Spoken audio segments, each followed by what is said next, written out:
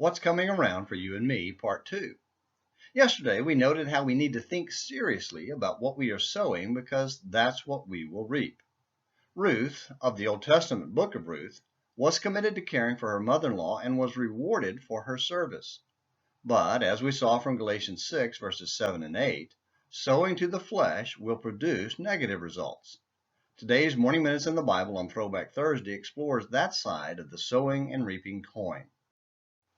From Plain Talk Magazine, September 1978, Playing Games with God by Robert F. Turner. They knew church should not go into business, but churches moving to new locations sold their property. So they bought a large tract of land they could never use as a location for church assembly and work, and subdivided it into building lots to be sold at a great profit. Be careful lest you question their motives.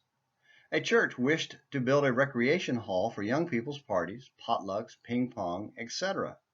They realized there could be objections to such unauthorized expenditures, so they called the new hall additional classroom space, although they had unused classrooms in their old building. No one is fooled, least of all God, but it answers the antes. A man divorced without scriptural grounds, and a young lady, member of the church, wished to be married.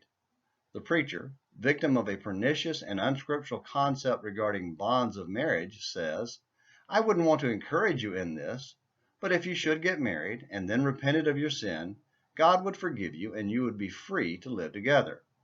They got married, and then, on the cautious advice of another, the man was baptized to be sure. God must have had a hard time figuring that one out. I was guest at a promotional meeting for national advertisement when various ways were studied to make it right with the churches, and at the same time get their contributions. What man of such experience has not seen or heard of like examples? Our society seems devoid of principle. Brethren who wouldn't break the law just find ways around it. The spirit or intent of law, genuine regard for principles of right, are forsaken. It is not a new situation. Paul warned the Galatians, "Be not deceived, God is not mocked," Galatians 6, verse 7. We are fooling ourselves, not God. How utterly ridiculous to think we could cheat God at his own game and win. It is hypocrisy and spiritual suicide. What doth Jehovah require of thee but to do justly, and to love kindness, and to walk humbly with thy God? Micah 6, verse 8. Robert is right again. God isn't fooled by the word games we use to get around simple obedience. Whichever side of the coin we choose, simple obedience or game playing, we will reap what we sow. So, what are you sowing? Something to think about until tomorrow's Morning Minutes in the Bible. Until then, this is James McClenny hoping you have a great day.